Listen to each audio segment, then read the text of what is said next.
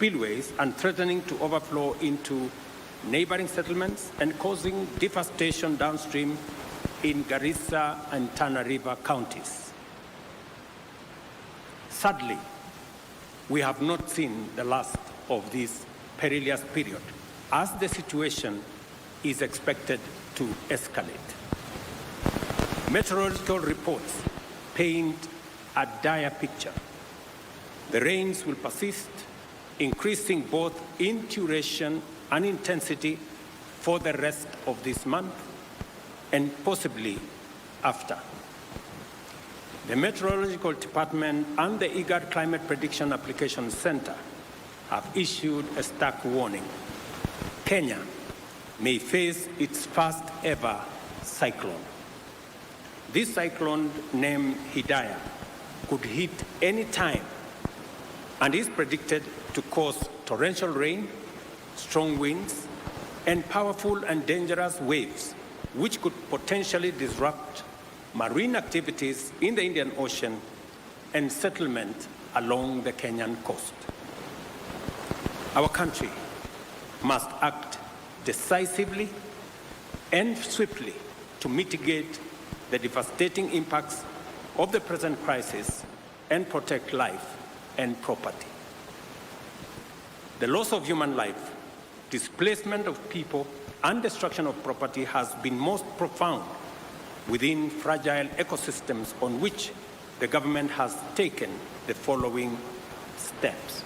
First, the government has mapped out 178 dam and water reservoirs situated within public and private lands in 33 counties, which are already full and present imminent danger to adjacent settlements and people. Second, areas prone to landslides and mudslides in various counties have been identified as high-risk areas from which the adjacent settlements have to be evacuated. Third, relocation notices have been issued to all persons living in unplanned settlements within riparian reserves along rivers, streams, and other water courses. Acknowledging the gravity of this unfolding situation, the Cabinet has met 3 times over the last 10 days to provide leadership on a whole-of-government response to this crisis. To support disaster response and mitigation efforts across the country, the Treasury has been directed to provide adequate resources and work with other development partners to provide for the purchase and supply of food, medical, and other non-food items. County security committees are directed to determine on a case-by-case basis the radius that shall constitute the scope of the area subject to evacuation and mandatory relocation that has already been pronounced. The county security committees are further directed to continuously monitor other dams and water reservoirs across the country that may not be presenting a risk now, but could do so in the event of further precipitation. The Kenya Defence Forces and the National Police are directed to deploy resources, personnel, and equipment for carrying out coordinated public safety and risk mitigation operations in as many parts of the country as they have installations.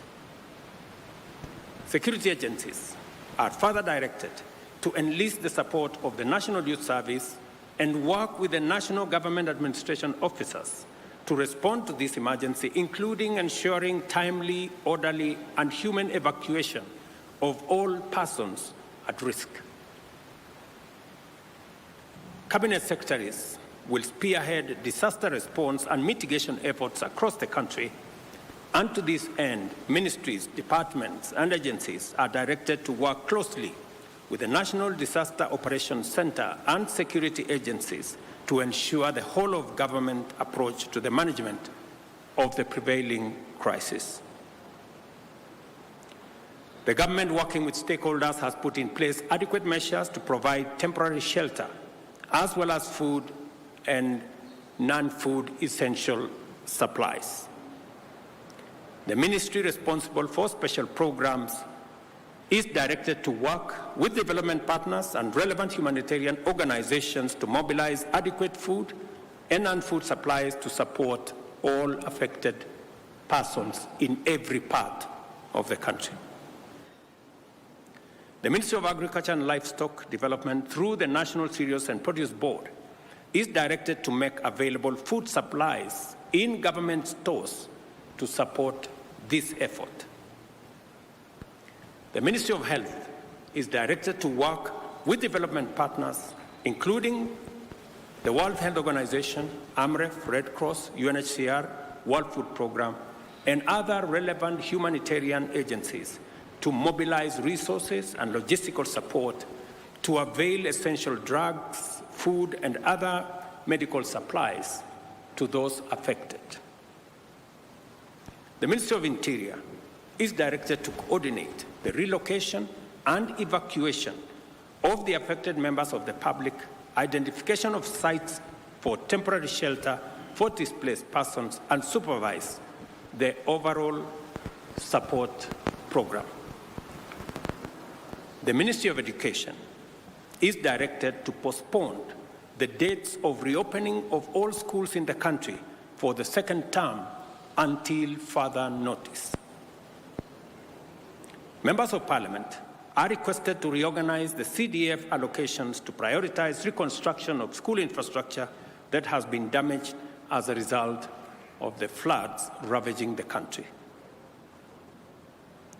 As the national government plays its role in dealing with the current situation, I request and urge county governments, development partners, and private sector to join in these efforts and provide support as, where, and when they can.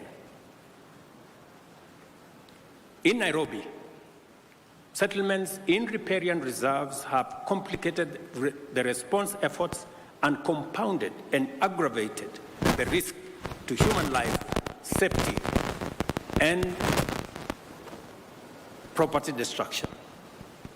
The Ministry of Interior is hereby directed to enforce the relocation notices issued earlier upon their expiry at 6:30 p.m. today. We appreciate and thank members of the public who are already cooperating with government on the evacuation and relocation effort that is underway. I want to mention specifically citizens in different parts. I saw, for example, in Dandora, citizens themselves volunteering, removing their structures, carrying their wares, carrying their furniture, and looking for places to store them. It is an encouraging development that citizens are part of the solution and they are participating in the evacuation and relocation efforts. Further, the government appreciates the goodwill demonstrated by thousands of individuals and institutions, volunteers, and others who have made tremendous input into alleviating the suffering and pain by those affected by the prevailing crisis. In the same spirit, the public is called upon to respect and adhere to safety alerts and interventions and to cease and desist from risking their lives or the lives of others by daring the force of nature. Kenyans must avoid endangering their lives by recklessly attempting to cross flooded rivers or drive on waterlogged roads. I extend my gratitude to the media for their commitment to contribute airtime worth 10 shillings 100 million to support to this crisis. The measures we are taking at present are aimed at responding to the current crisis in the immediate and the short term. For us to comprehensively address such a threat in the long term, we have to acknowledge and act to reverse the adverse effects of climate change. The current unprecedented crisis of floods that our country is experiencing, as well as the recent devastating drought our country faced, the worst in 40 years after 5 consecutive failed rains, is a direct consequence of our failure to protect our environment, resulting in painful effects of climate change as we are witnessing today. Our country will remain in this cyclical crisis for a long time unless and until we confront the existential threat of climate change. Our climate action agenda is informed by the sad reality that our country's future remains under threat until we restore our degraded ecosystems, including forests, rivers, and wetlands. We must therefore remain committed to confront this existential challenge and do it head-on. It is imperative for us to prioritize environmental conservation efforts and implement aggressive reforestation and wetland restoration programs. Scientific evidence indicates that restoring our natural habitats is our best defense against escalating weather extremes. To this end, I urge you, fellow citizens, to sustain and intensify your positive response to the ecosystem restoration agenda, which aims to grow 15 billion nationwide within the next 10 years. This year's program on climate action agenda will be made public in the coming days. The Ministry of Environment and Climate Change and Forestry is hereby directed to immediately expedite the implementation of the Ecosystem Restoration Program and work with all ministries, departments, and agencies and other stakeholders to provide a whole of government, whole of society, whole of nation program. In the face of daunting challenges, immense threats, and unprecedented hazards, our nation has never faltered. The people of Kenya always work together to overcome adversity. We are called upon once again to join hands in this critical juncture and support each other until this season passes, and afterwards, in all endeavors to secure a sustainable future for generations to come. Together, we will win the war against climate change, and also we will build a resilient nation. Thank you very much. God bless you, and God bless our great nation, Kenya. Asanteni sana.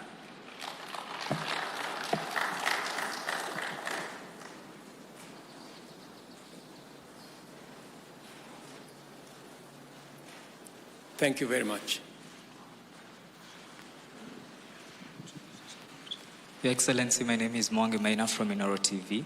You have said that the Treasury has been directed to provide enough funds. I would like you probably to mention how much money has the government set aside to respond to this crisis.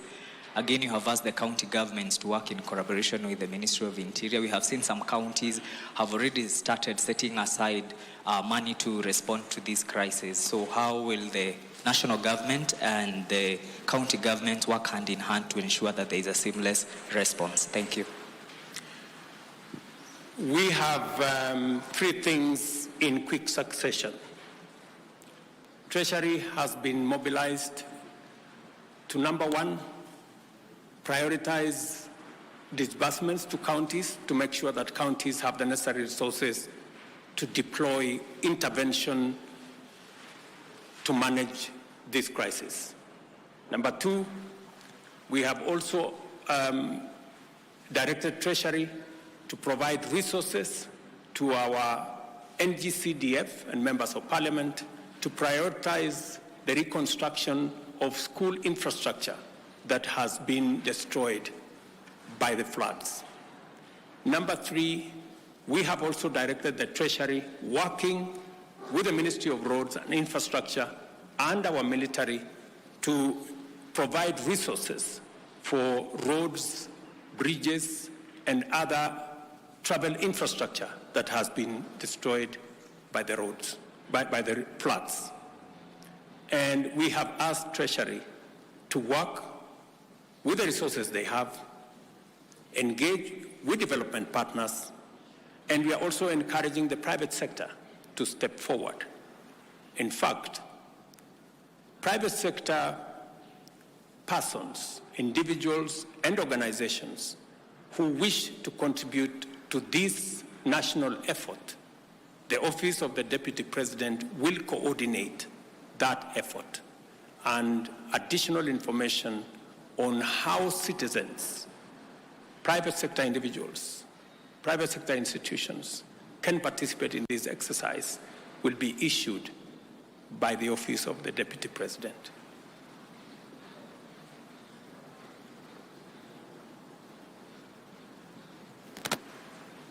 Mr. President, my name is Paul Kirobi from TV47. I have a question pertaining to the doctors' strike. How will the government ensure that Kenyans continue to get healthcare services?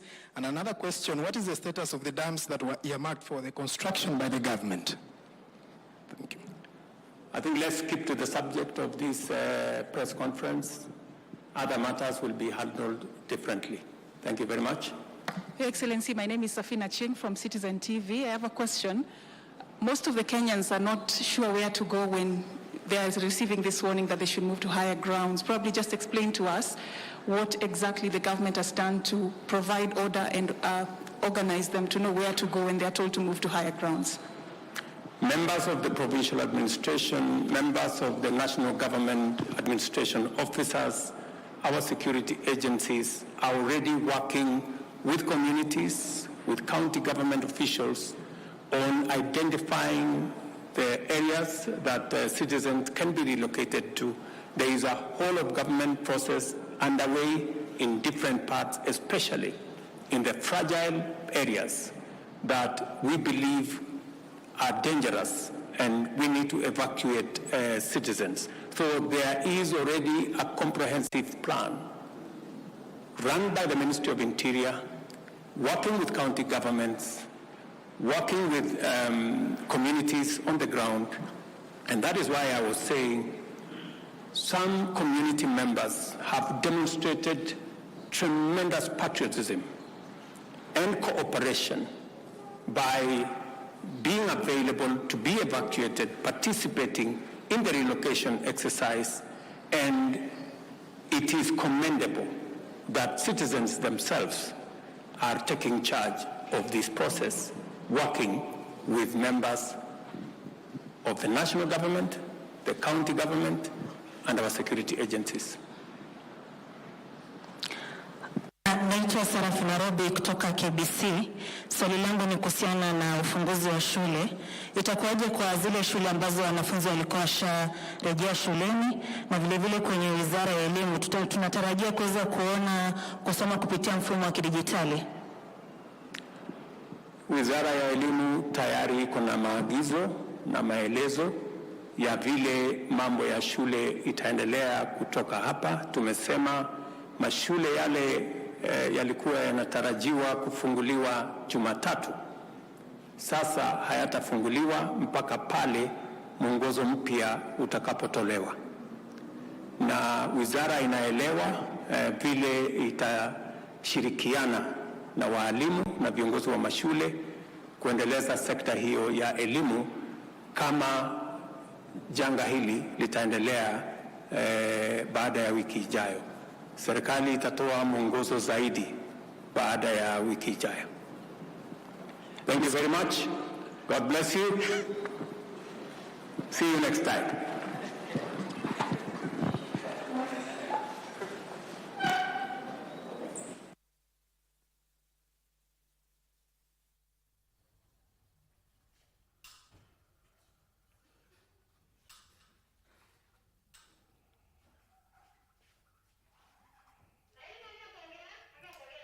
Reopening of schools have been postponed indefinitely. This as Kenyans have been urged to be more cautious amid severe weather conditions in the country. The president saying that the government will continue to support Kenyans and ensure that everyone is safe, and the flash floods victims, the government will continue to support them. My name is Irene Mchuma Odem. I now hand you over to O'Brien Kimani for the Inside Government. O'Brien, good afternoon.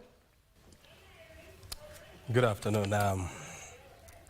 Good afternoon, Irene, and of course, thank you very much indeed for joining us, for giving us that update on what the president has just said. And of course, it's been a long day for you. I mean, you started this broadcast since 1 p.m. and now it's 2:38. We wish you all the best and enjoy your afternoon, Irene. Well, time now to focus on Inside Government and just to have a look at what exactly is happening. Well, I just want to bring you up to speed with Konza Technopolis. This is Kenya's first technology city. It was started back in 2009. It's supposed to be East Africa's first science as well as technology city. And in 2022, Kenya won the bid to host the International Association of Science Parks. This is going to be the 41st edition. It is happening here in Nairobi in the month of September. Joining me on Inside Government this afternoon is the Chief Executive Officer of Konza Technopolis Development Authority. This is John Paul Okwiri. Thank you very much indeed for joining us. Thank you, O'Brien. First of all, bring us to speed. What's happening at Konza now?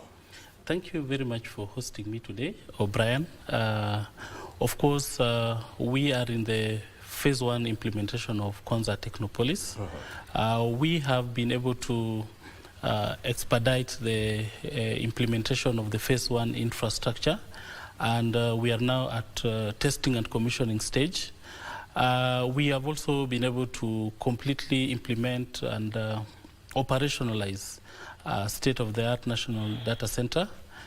We are also in the progress of establishing the Kenya Advanced Institute of Science and Technology, which is only a graduate-only institute, and we are currently at 35% completion.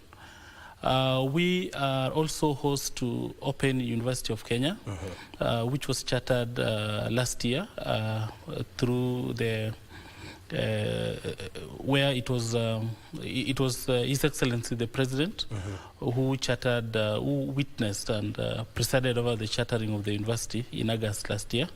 And it's currently operational, and the students have been able to sit their first exams. We are also in the process of ensuring that the investors are able to take off. Because in the phase 1, we have 147 parcels which are fully serviced, and we were able to onboard about 100 investors who have already taken up space. And we are now in the process of ensuring that we facilitate them to break ground and start up the investment. And you know, Konza Technopolis is a smart city and also an investment destination. Therefore, our core mandate is to ensure that investors are able to settle and also able to take off and provide the incentives that the investors need. I mean, when you talk to the ordinary Kenyans in the street, I mean, they have never understood the whole concept of Konza Technopolis. I mean, to so many people, they think this is an estate that has been set aside for the wealthy in the society, for the influential to go and live there. How far from the truth is this? That is further from the truth, because Konza Technopolis was set up as a technopolis and a smart city, utilizing ICT and ICT-enabled services, engineering, and also life sciences, and also to be an innovation hub. And this basically means that we as a country agreed to depart from the usual way of economic growth, which is, has been basically through agriculture and industrialization. Yeah. Now, technology provides us with a frontier which, as a country, when we fully utilize it, then we'll realize the growth that this country needs. And when you look at the countries that have now developed, initially you could see that those industries or those companies that were doing well were either in oil or were industries. If you look at the situation as it is now world over, that the companies that are doing well in terms of revenue and business growth and impact are technology companies. If you look at the ranking world over, technology companies are those that are doing well. Apple, BYD, Microsoft, and all these technology companies that we have. Now, what that means is that as a country, we also have to think outside the box and embrace technology, because with technology, we will be able to provide the atmosphere and the environment, an enabling environment for us to grow as an economy. Now, Konza Technopolis is this platform within which, as a country, we will be able to spearhead this technological growth and innovation. Now, in Konza Technopolis, we have our anchor tenant, which is the university, the Kenya Advanced Institute of Science and Technology, which is the anchor tenant of Konza Technopolis. And this university will provide us with a platform within which the academia, the industry, and government can all link up together and provide an environment for research and development and technological growth through innovation. And when we utilize the innovation, it means that we will be able to commercialize this innovation. We'll be able to incubate the ideas that will come out of the research and development. And we'll also be able to commercialize these innovation and startups that will come up from the Kenya Advanced Institute of Science and Technology. Thereby, through commercialization, we will enhance knowledge economy. If you look at the plan of the administration, it's talking about digital superhighway and digital economy. The bottom-up economic transformation agenda. Exactly, the better. So, Konza Technopolis is at the forefront of ensuring this is achieved. And through that, we are presenting a platform called Africa's Silicon Savannah, where all innovation and incubation and research and development will happen, so that as a country we can realize the benefit of commercialization of knowledge, innovation, and ensuring that our startup ecosystem thrives. And that is the platform within which all this shall happen. If you look at the country right now, there is no better platform to do that than Konza Technopolis. And therefore, if anybody is not able to understand why Konza, and the reason why Konza is not a real estate, as somebody would want to look at it, then there's this bigger perspective of knowledge economy, and this can only be enhanced when it is done in Konza Technopolis, and we have the required vision to ensure that this is achieved. Well, you see, the Konza dream is part of the Vision 2030 agenda. And I remember back in 2009, when there was a major conference on how to jumpstart and to develop Konza, there was this grand dream whereby it was envisioned that by the year 2025, Konza Technopolis was envisioned to be the place for global headquarters of major tech companies. Tech companies, yes. Is this anywhere, like, is this likely to happen? I mean, Yes. bearing in mind that's what we are talking about next year. Yes, yes. So that is likely to happen, and that is going to happen because, of course, we've taken some time, and it was important that that time we took such time because it required a lot of planning and master planning. Now we are at a place where we've provided for all that tech companies, the expectation of the tech companies in a master plan environment. We've provided for a commercial zone, we've provided for technology zone, We've provided for housing, residential. We've provided for a university zone. We've also provided for light industrial. And all these are sectors that are driven by ICT and ICT-enabled services. Therefore, when you look at where we are as a Technopolis right now, you find that the government has already provided the enabling environment through the provision of basic infrastructure. We've been able to establish and implement basic infrastructure, which any investor coming to invest in Konza Technopolis will require. We've been able to provide for the accessibility through roads, utilities, power, water, stormwater connection, water reticulation of the recycled water. We've also been able to provide for fast internet connectivity and also a national data center, a state-of-the-art national data center. All these are incentives which the tech companies would require. And that's why we are saying as a Technopolis, we are ready to receive and onboard all these tech companies. Now, you realize that for these tech companies, they are not developers. So the phase which we are now facing as a Technopolis is to ensure now that the parcels of land that have been allocated to investors who are developers are developed. Yeah. And you'll find that from that, then the tech companies will find homes or offices which they can rent out and establish themselves. Without that, we are currently working with the international tech company, local and international tech companies through the National Data Center.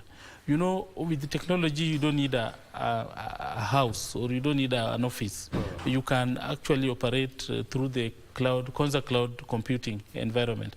And we are now on board with all these international companies working together to provide the government the digital transformation agenda. And that means that with time, as we have our developers put up the structures, all these companies, tech companies, are going to find physical homes now, addresses in the Technopolis. So how is Konza Technopolis as a city? How is it different from Nairobi city? Yes. How is it different from Nakuru city? How is it different from Kisumu city? Now, I'll give you a valid example, then I'll expand. If you go to Konza Technopolis today, it is not flooding. It is not flooding? It's not flooding, right? So that is one example which I wanted to give. There are no floods? There are no floods in Konza. Is that where you live? That's where we live, and there are no floods in Konza today. So you've just seen floods when you just got out of Konza? Yes, when you get to Nairobi, you find floods. When you go to Nakuru, you find floods. When you get to any other town in Kenya, you'll find floods. Why? Master planning. You find that most of these cities or towns, they were not planned to be cities or towns. They came up as a matter of consequence. Maybe it was a trading center, it was a junction, or it was a common place where people would meet and exchange goods through barter trade, you remember? And then with that, it came up to be a city or a town. Then the infrastructure, government and municipalities followed with the infrastructure, which means the population in those towns or cities were never planned for. Therefore, you find that the environment cannot sustain the flooding, the sewerage network, it cannot. But now, the difference now between Konza and these other towns is that Konza has been master planned. We've articulated the planning in such a way that every individual, every resident has been accounted for in as far as the utilities are concerned, then the power, connectivity, the internet, even the space, even the buildings that are going to be established in Konza are specific to land use, and also to the volume or the capacity of the population to be retained. You'll find areas where there are residential, there are areas of low residential, high residential, There are areas of, let's say, light industry, you'll find only go-downs and maybe few people. So the utilities have been provided specific So the to roads, the requirements. the roads in Konza are not flooding? They are not flooding. Are you having blackouts? The blackouts are there when Kenya Power, since it's a monopoly, experiences blackout. Because we are still using... So last night you had power blackouts? Yes, last night there was power blackout, and it affected, of course, Konza Technopolis. But then we have backup installations that are able to sustain our operations within the time when there's a blackout. Do you have traffic jam? We have traffic jam within maybe Machakos Junction turnoff to Konza Technopolis, because it's a two-way. But then we are in the process of implementing the dualing of the junction all the way to Emali. That will enable us to have accessibility to the Technopolis. Do you have a train station? We have access to train, both standard gauge and meter gauge, and we are currently in discussion with Kenya Railways to connect us through a spur line into the Technopolis. All we need to do is to provide the justification of the volumes that will come up from our light industrial zone. And in terms of containers, then that feasibility will be completed, and we'll be able to get a connection for SGR and MGR. How many people are working at Konza today? Currently, we have about 5,000, approximately 5,000 people coming in and coming out of the Technopolis, working in various projects. We have those who are working on the horizontal infrastructure. We have now the establishment of KAIST. We also have those working at the National Data Center. And also we have investors who are already setting up to be able to break ground. So on a daily basis, we have about 5,000 people coming in and coming out of the Technopolis. And that's why we are in the process of finalizing discussion with the National Housing Corporation to establish housing, because housing has been a challenge in the Technopolis, and we are now in that step where we are finalizing that discussion to be able to establish housing in the Technopolis. Yes. And you're talking about 5,000 people, you know, working at Konza Technopolis. I mean, you know, the dream is to have more than 100,000 people working and living in Konza Technopolis once it is completed. And I know that you've been constructing Konza in phases. Correct. I know phase 1 is almost complete. Correct. You've embarked on phase 2. Correct. How long will phase 2 take to complete, and how many more phases are there? Now, we had phase 1A, phase 1B. But then when we finally got the funding, we were able to establish phase 1 infrastructure. Now, for phase 2 and phase 3, we've now changed the strategy. We are saying that for phase 2 and phase 3, we are just going to do the major roads so that we open up phase 2 and phase 3. We will not have a situation where now we do another phase 2 or another phase 3. What we are going to do is now to open up, have major utilities road network to phase 2 and phase 3. And that means we will be minimizing the budget or efficiently using the budget that is availed, and that once that is done, we will be able to open up phase 2 and phase 3, so that we allow it to organically grow. If you look at Nairobi or any other city today, even Dubai, you find that constructions are still going on in the cities, which means if we restrict ourselves to phase 2 and phase 3, then we will be restricting the city from growing the way it's supposed to grow organically. And that means by government providing the necessary infrastructure for phase 2 and phase 3, we can allow it. Because right now, we've got interest of investors in areas that may not be ready if we were to phase it out. For example, we have the digital media city, which is going to be established in phase 2. And we also have investors interested in an industrial park in phase 3.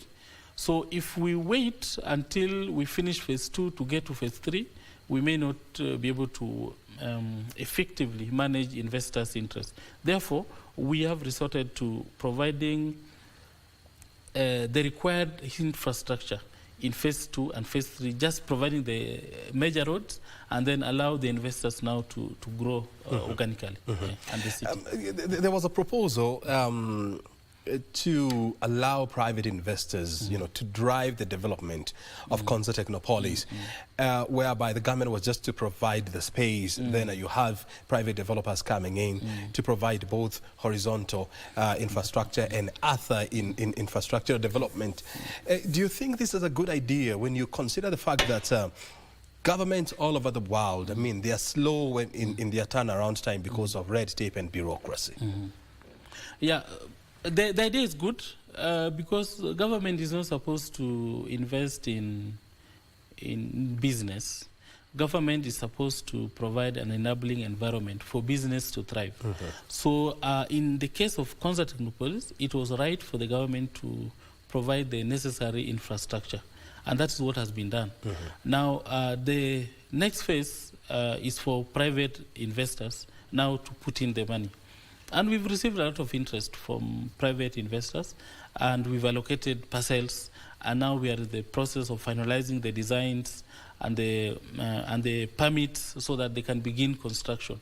And once that begins, all the other investors who have already been allocated parcels will take up the opportunity and get the morale and the motivation to also put up their development. And therefore, it is right that government chose to put in the investment in as far as infrastructure is concerned, and then allow the business and the investors to put up the vertical and let business thrive as it should in the right environment. Yeah. And when you look at Konza Technopolis, is it open to the public? For example, is Konza a place where I or Brian Kimani can just drive, just walk around and have fun? Yes, it's a public project, so it's open to the public. I think what is deceiving people is because it's fenced, right? It has a perimeter fence. Yes. That perimeter fence is only meant to because there's still construction going on, so it's a construction site. So the perimeter fence is just meant to provide security for the construction going on.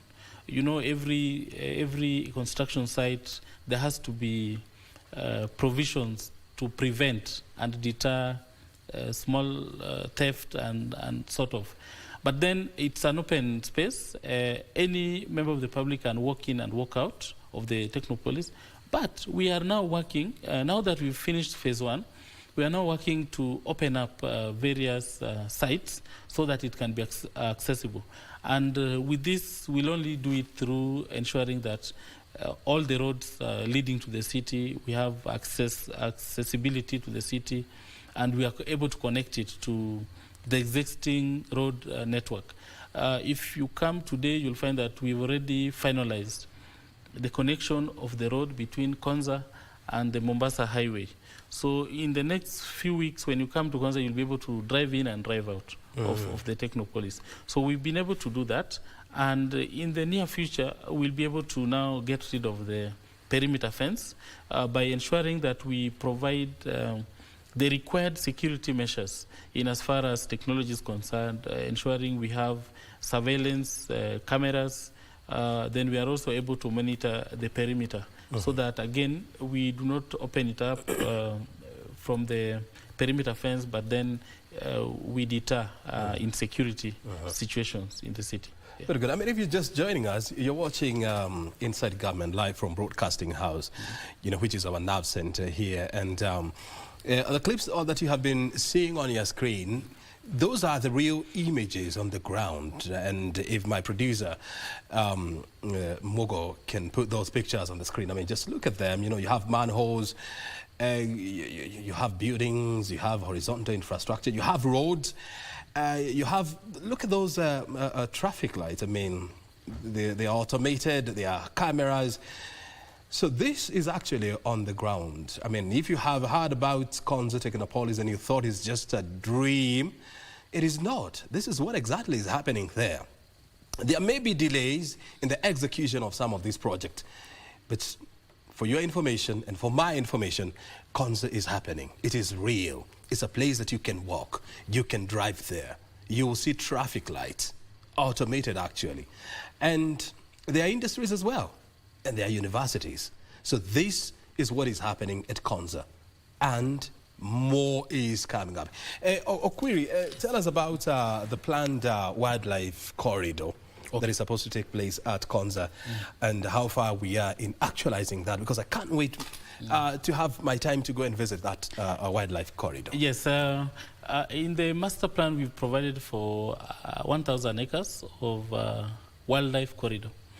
You know that Konza, the original inhabitants of Konza are the wild animals. Yeah. Because initially it was a ranch, and then it also borders the Athi-Kapiti migration corridor of wild animals from Nairobi National Park to Amboseli.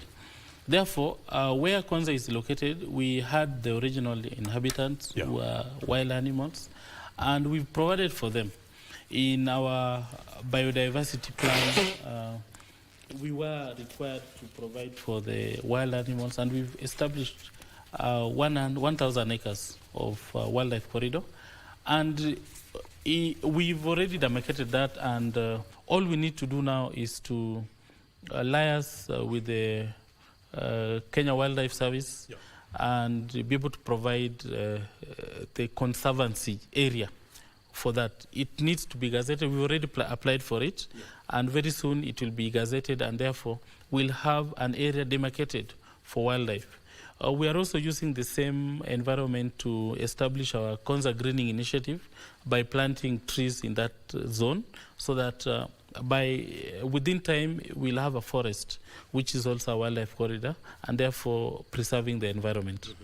I know the government has been the biggest investor in Konza, through various projects like the Open University, like the Kenya National Data Center, the construction of Thwake Dam. Do we have any private investor who is on the ground as we speak?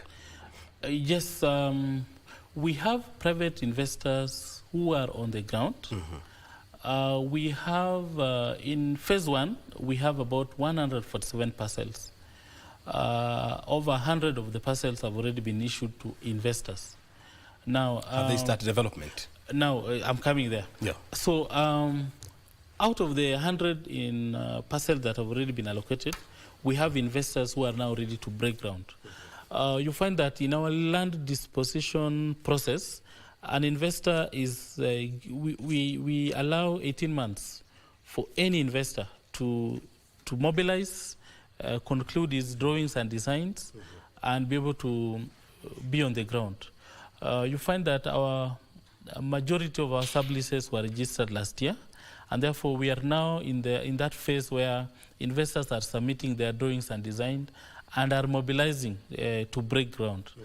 Within this year, we have 10 investors who are already in the final stages of setting up and breaking the ground.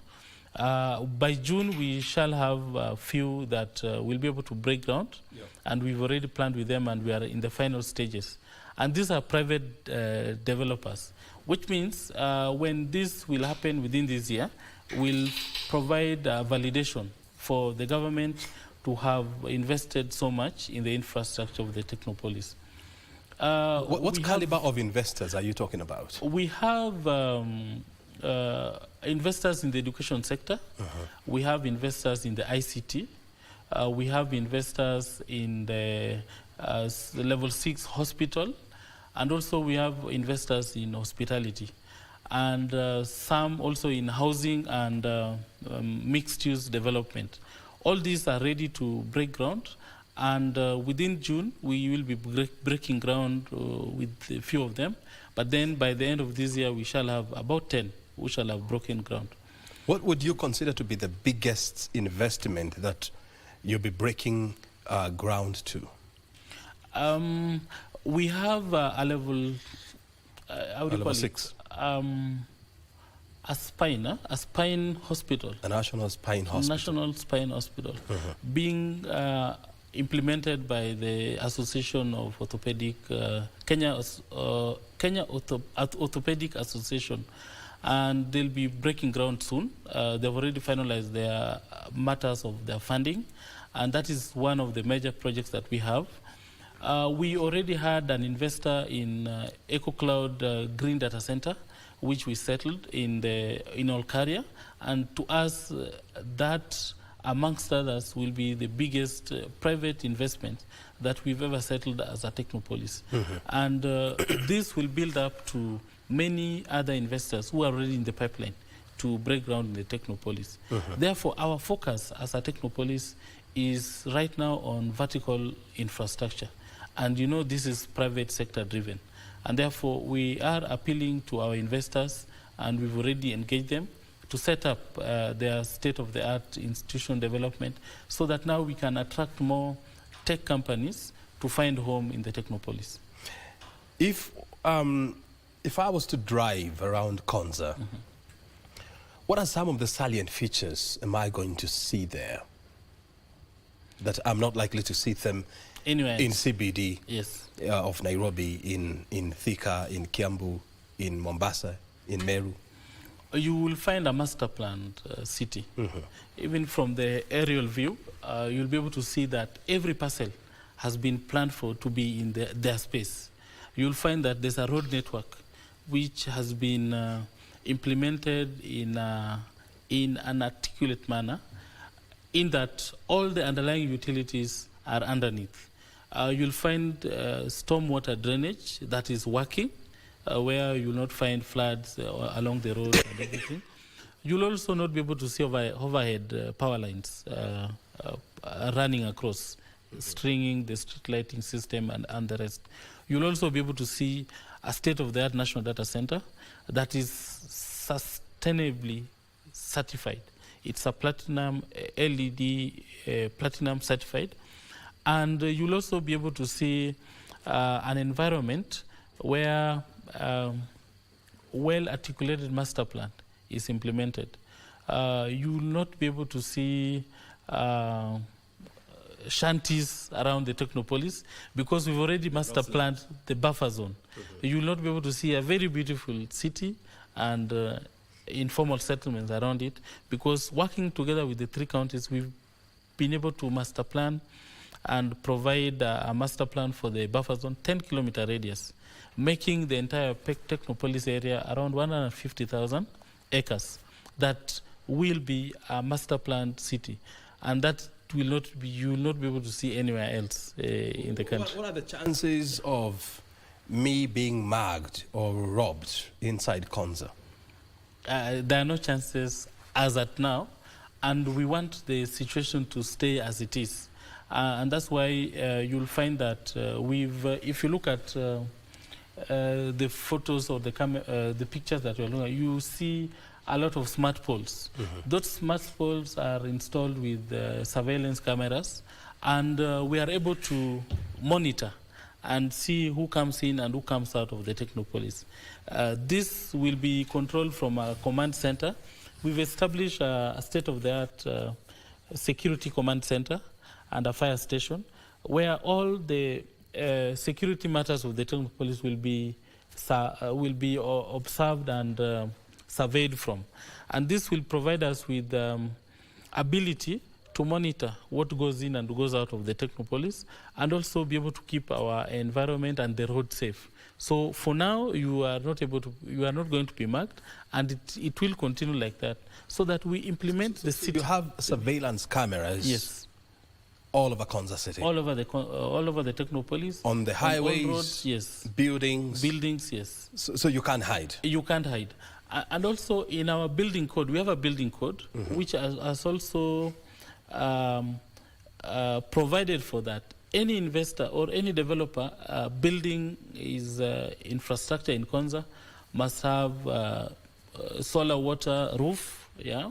And it's also supposed to provide for internet connectivity in the building design, and it's also supposed to provide for surveillance of its building and the surrounding. So it means when we are able to implement all this, then we'll have a safe and secure city where people will walk in and walk out and just have a life of live, work, and play in Konza Technopolis. Am I also made to understand that there is free Wi-Fi in Konza? Correct. What is the speed? Now, we have a good speed of the Wi-Fi facility because we have all the service providers, and also the NOFP is terminating, and also there's a connection of all the ISP providers in the Technopolis. This speed, this enables us to provide for a 5G internet connectivity for all our users and service and the public in Konza Technopolis. This allows us to provide a state-of-the-art ICT infrastructure for our population and residents. Let's now turn our focus now to the upcoming International Association of Science Parks conference, which is happening in September. Give us more information about this. Now, Konza bidded in the year 2021 for the ISP conference, which is International Association of Science Parks and Areas of Innovation.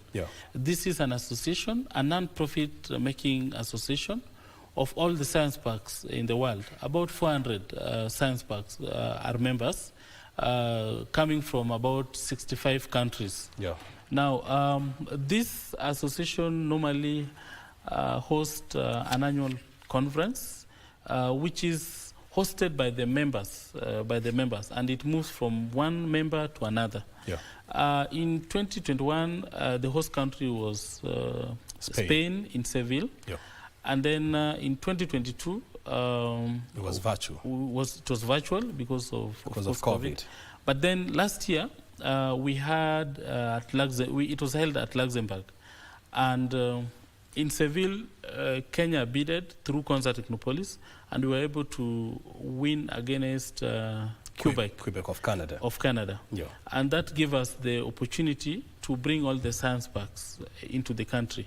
And as a Technopolis, we are very proud to have achieved that feat, because now it provides us with the platform within which we can showcase what Kenya can do in as far as science and technology and innovation is concerned. And we are very proud as Konza Technopolis to have done that. Now, this year, the delegates will be coming to Kenya, and we'll be hosting it from 24th to 27th of September, just after the UN General Assembly. And we've invited all partners, and we are working with all our partners, both local and international, to make the conference a success.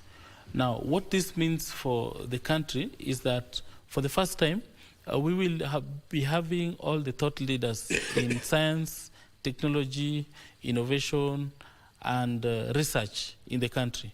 And this provides us with an opportunity to share areas of collaboration, also to share challenges and provide solutions, and also to be able to provide the platform for innovation and science research to thrive. And as a country, we want to take advantage of that conference to make sure that the impact of the conference, of hosting the conference, will be felt before now, and even 2 years and 3 years after, in as far as how many startups shall have been founded after the conference, during and after the conference, how many startups shall have grown into commercialization stage, and how many innovation ecosystems shall have been born out of that conference. Therefore, as Konza Technopolis, we are taking the lead to ensure that we put our country forward in achieving the best that we can get from this conference. Very good. I mean, if you're just joining us and you're watching this conversation, we're talking to John Paul Okwiri. He's the CEO of Konza Technopolis Development Authority. For the last 30 or 40 minutes, we've been discussing the status of Konza Technopolis. Now we have shifted gears. We're talking about the upcoming Science Conference, which is being held here in Nairobi. Just to help and put this into perspective, just imagine there are more than 400 science smart cities in the world. They are spread all over the world, from China to USA, Canada, Russia. All of them will be meeting here in Nairobi in September. You're looking at more than 5,000 delegates coming over here, and this is going to be huge. And you know why it is going to be a special event? Because this is the second time that this event is being held in Africa. The first time was in 2008. It was held in South Africa. And something else very interesting, in 2022, Kenya managed to beat the city of Quebec in Canada. That was a major achievement. And so that's why this is going to be a major event. And some of the conversations here are going to help in the construction and development of other smart and science cities, not only here in Kenya, in Africa, but around the world. Help us understand this. This conference is going to be held at KICC? Yes, the venue is KICC. Why not Konza? Now, when we were bidding, you see that there's a criteria you follow while bidding, and there are other amenities that are considered for you to successfully be awarded the possibility of hosting the conference. And one of them was accommodation. And while you're hosting international candidates, delegates, you realize that you need international venue accommodation facilities. And in Konza or surrounding areas around Konza, you find that the only place where you can find accommodation and hospitality is Mombasa. Machakos and Makueni may not, yes, more than 400 kilometers. So it was convenient to bid with the KICC because KICC is strategically positioned to access all these social amenities and hospitality facilities that are around Nairobi. And also, while bidding, we were not bidding as Konza Technopolis, we were bidding as Kenya. Of course, through Konza Technopolis. Therefore, it was important that we put the best foot forward to bid with the KICC, because that is the area and the environment which would have facilitated our successful bid. I don't have any problem. I mean, with the KICC, it is a fantastic meetings and conference venue. I mean, it has been there since 1978. It has held very high-profile meetings. But for a building that was constructed in 1978, yes, and you're meeting to discuss the future of buildings, is KICC, the best candidate? Now, KICC is the best candidate. You can see from what they did last year by hosting of the Africa Climate Summit. And also this year, there are several other international conferences that are going to be hosted in the KICC. Therefore, as far as the country is concerned, KICC is the best place to invite the international delegates to come. Of course, you've asked about Konza Technopolis.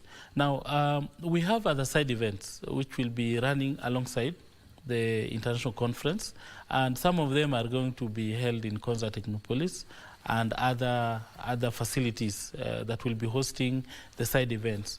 We have the training of the delegates. We have the evening welcoming cocktail. We have the formal dinner. We have informal dinner. We also have all these we've selected because we wanted the delegates to have a feel of what the country can offer. So to us, it's not all about the conference and the presentation of papers, but we want these delegates who are international delegates to feel the magical Kenya. Therefore, we are going to have various areas and various locations where various events are going to be hosted, so that we don't have a monotony of one location, which is KICC. So the main event will be held at KICC, but the various other events are going to be held in various facilities so that the delegates can feel what magical Kenya has to offer. And this reminds me about, at some point in the past, there was talks of constructing a major pavilion at Konza Technopolis, where meetings were supposed to be held. To be held, yes. That dream looks like it died. Yeah, you really have good history. Of We've been here for years. History, yeah. That's good history. Okay, so there was a pavilion that had been planned for, and it was a suggestion of our master development partners, Partner 1 and Master the MDP 1 and the MDP 2, because we were looking at how do you open up Konza? Because you remember the marketing of Konza, the way it was done, it provided this futuristic design of how the Technopolis would look like. And everybody was raring to go and occupy the space. But then when now we came down to work, we realized that we needed to do a lot of planning and ensuring that everything is put at the right place. Now, it was called Sales Pavilion. Yes. Now, the Sales Pavilion was going to act as the welcome center in Konza Technopolis, where now investors would come, walk in, walk out, provide a one-stop shop for all the investors. And therefore, this position still exists, only that from the design and from the master plan that was provided then, it was way expensive to be done at that point. And therefore, we revised the design. And that's how now we have Konza Complex, which is a project of its own, providing office spaces, providing conference facility, which is currently ongoing, and also will provide accommodation services. So we changed that approach from just having a sales pavilion, to a complex. Very good. Which is currently under construction. And the price, of course, the cost came lower than it was already anticipated. Actually, the design provided for a concrete building, and then when our engineers looked at it, our quantity surveyors, it was found that it was way too expensive. And as a country, we were not in a position to implement that as the first project. Very good. Because time is not our end, we have to come to the end of this conversation. Before I let you go, John, yes, what else do we need to know about the upcoming conference in 1 minute? Yes. What we need to know about the upcoming conference is that it will be happening on 24th, 27th of September 2024. It involves about 400 science parks coming into the country. Science park and areas of innovation will be coming, members. We have about 65 countries, international delegates coming. And also, we are inviting our local partners to partner with us to sponsor the event and also to ensure that it's highly successful, as is expected of an international event. Very good. Which is of presidential stature. And we expect various ministers and presidents from Africa also to attend, and international speakers to come. So that's part of what we expect. And we are calling upon our partners to come together. We work. The national broadcaster KBC is going to be the official broadcaster. Our media partner. Oh, you can bank on us. We are calling upon all other partners to come that we have a successful conference. Very well. You can be guaranteed that KBC is going to work with you. Thank you. We've done it in the past. We're going to do this even in September. Thank you. John, asante sana for joining us here and, of course, for sharing those insights with us. Yes. Your time is highly appreciated. Thank you. Thank you, Brian. Thank you.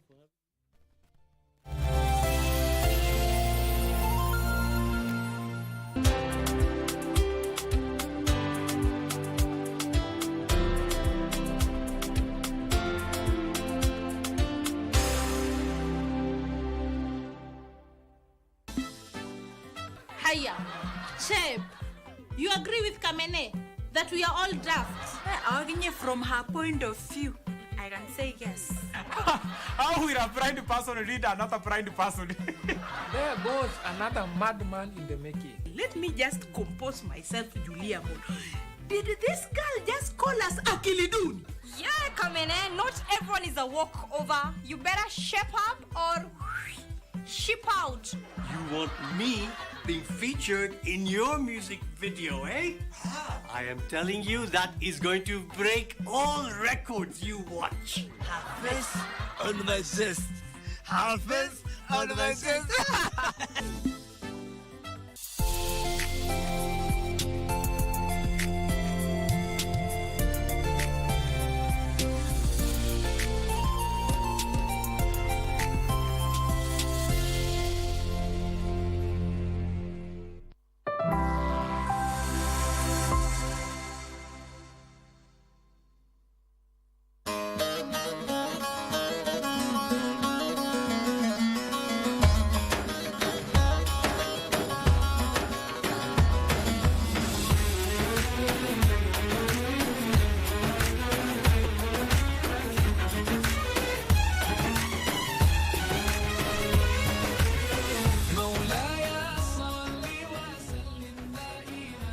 Assalamu alaikum wa rahmatullahi wa barakatuh.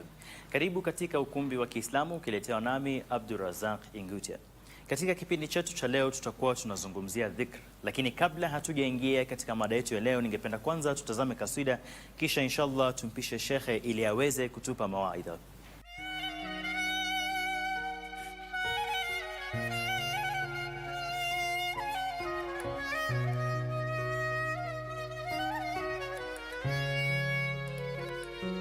عام مضى من عمرنا هلا هلال شهرنا بالخير جاء والسرور والهنا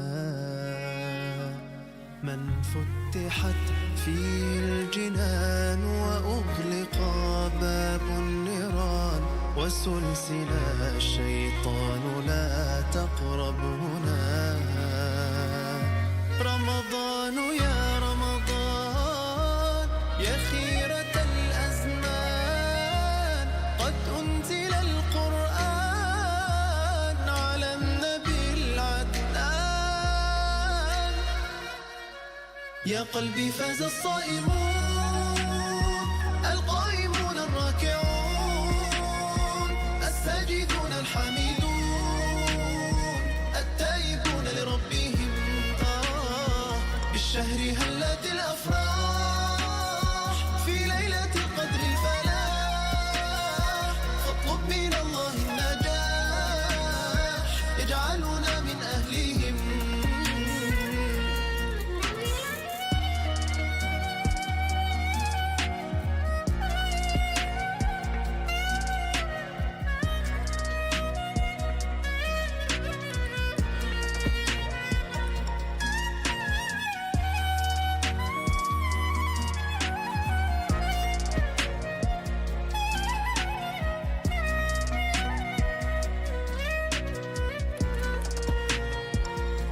أقبل عليه قاصدا وجه الكريم طالبا محو الذنوب ورحمة الرحمن يا رب واقبله لنا واجعله خير شاهدا وأعيده باليمن والإحسان رمضان يا رمضان يا خيرة الأزمان قد أنزل القرآن على النبي العدنان مولاي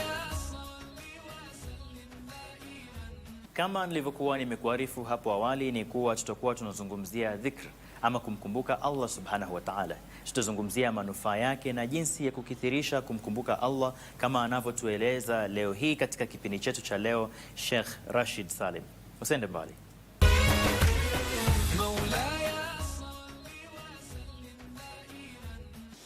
بسم الله الرحمن الرحيم السلام عليكم ورحمة الله وبركاته الحمد لله وكفى وسلام على عباده الذين اصطفى خصوصا منهم المصطفى وعلى آله وأصحابه الشرفاء أما بعد يقول الله تعالى فاذكروني أذكركم واشكروا لي ولا تكفرون.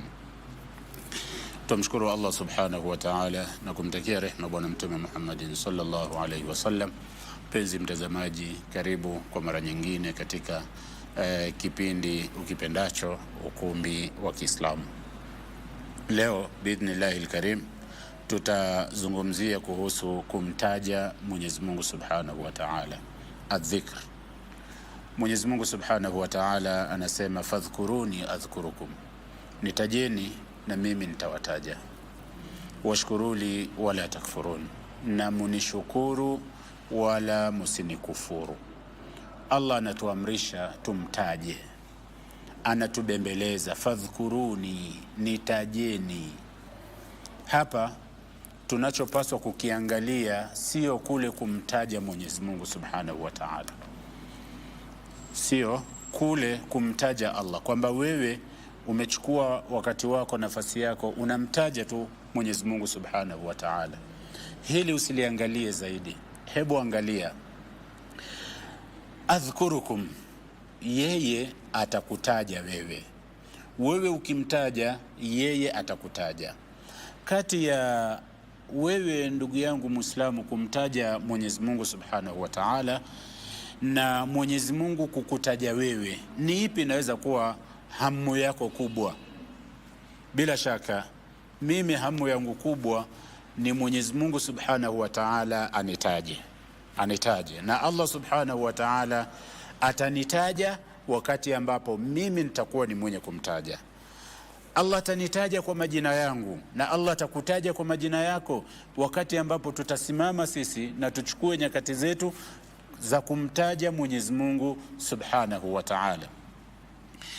Adhikru amalun yasir, dhikr ni kazi nyepesi, ni kazi ndogo. Wa ajruhu adhim, lakini ujra wake ni mkubwa. Ujra, malipo ya kumtaja Allah tabaraka wa taala, kwa sababu hautumii nguvu ya aina yoyote. Ndio Allah subhanahu wa ta'ala kwa kulitambua hili kasema kwamba ya ayyuhalladhina amanu udhkuru Allaha dhikran kathira wasabbihuhu bukratan wa asila. Enyi ambao mumeamini, enyi ambao mumeamini, udhkuru Allah, mtajeni Mwenyezi Mungu dhikran kathira, kumtaja kwa wingi. Usiwe na limit, usijibane bane katika kumtaja Mwenyezi Mungu subhanahu wa ta'ala. Funguka, kuwa na nafasi. Kila ukipata wakati, kila ukipata nafasi, tenga wakati wako katika kumtaja Mwenyezi Mungu subhanahu wa ta'ala. Wasabbihuhu, na umsifu Allah subhanahu wa ta'ala bukratan wa asila, asubuhi na jioni. Mtume alayhi salatu wassalam katika hadithi ya